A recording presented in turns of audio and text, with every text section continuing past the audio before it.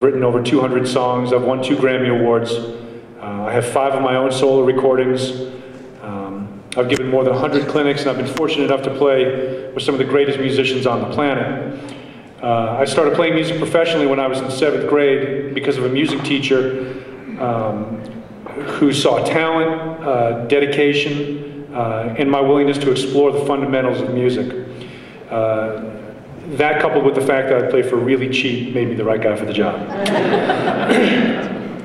I feel I know a lot about music through the years, and having led a group, a number of groups, working with other people. I have a dedication to the arts. I have a lot of discipline, and I've worked very hard on this difficult life that is a musician's life. I feel that I know how to work on as well as teach skills associated with making a living in the arts as well.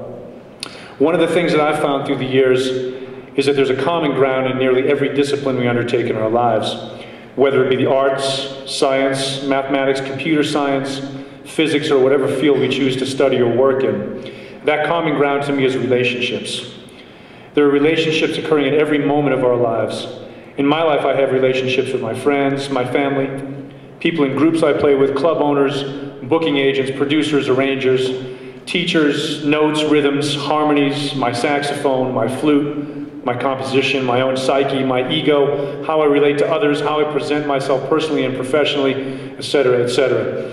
These are just a few of the many types of relationships that exist in my life every day. As you go out into what I consider to be a pretty mixed up and yet malleable world that we all live in, and continue on the journey that will be your unique life, I encourage you to think about the relationships you've already had, as well as the relationships that you will form in the future. What is your role in these relationships? Are you supportive of other people on their journey? Do you inspire others with what you do? Do you feel that you really care? Do you feel that you really care about what is going on with them by being involved? Do you feel like they feel like you look at them like a stepping stone to yet another stepping stone, to yet another stepping stone, to yet another? Someone told me one time that people may forget what you did, they may forget your name, they may forget what you said, but the thing they will never forget is how you made them feel. Most people want to feel good about themselves, and most appreciate some sort of validation from other people.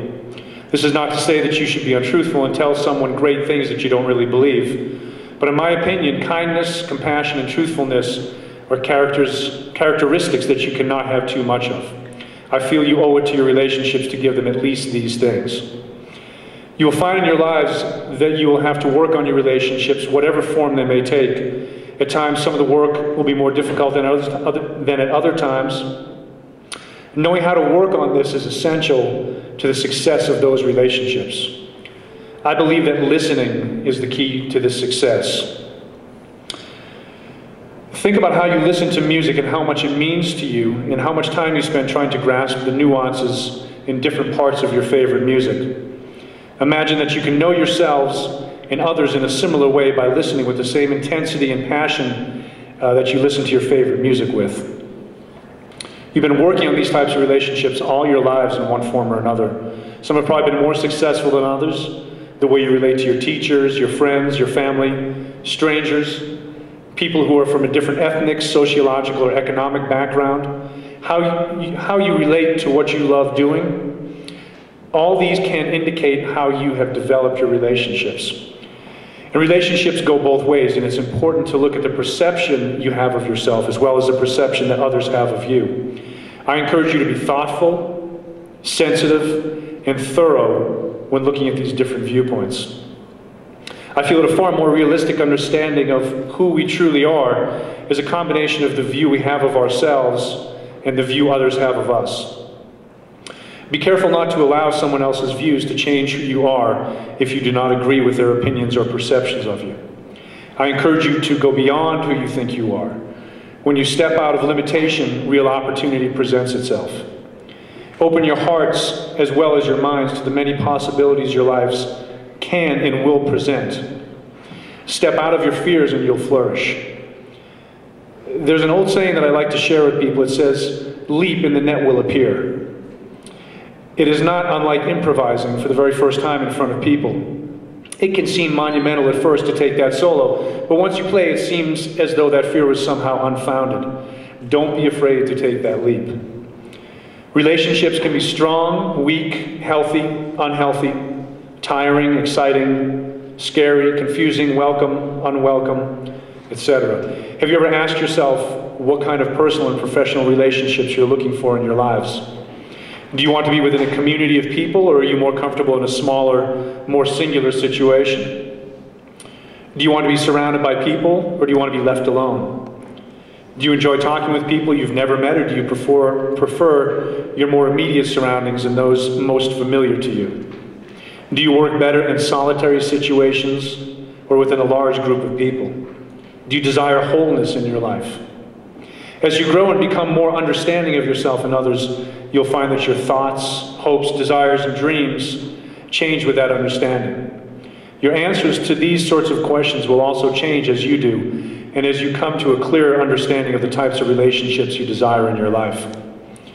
By being open to new possibilities, situations, concepts, and people, you open yourself to the possibilities of new relationships. These relationships will help to shape you and will sometimes push you in directions you never thought you would go.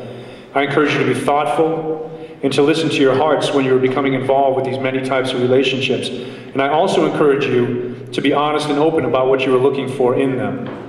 For the rest of your lives, you will be involved with every kind of relationship imaginable. I sincerely hope yours are open, honest, healthy, and above all, inspiring to you and to others around you. I thank you very much, and I wish you all the very best that life can and will offer.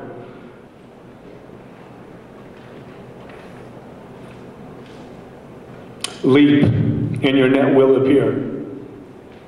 Thank you very much, and congratulations to you all. Good night.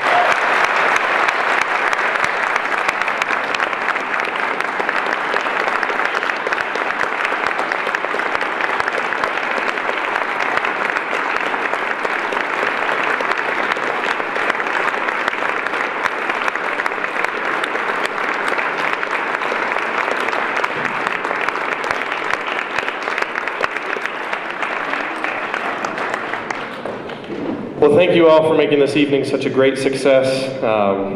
It was a lot of work. I'd like to thank the entire staff, Ann Boyer, and all the parents and everybody that made this possible, but especially to each of you for attending and helping make this a very special experience for all these students that deserve this recognition. We're going to wrap things up tonight with just a couple tunes to send you on your way. The Crescent Super Band. Thank you very much.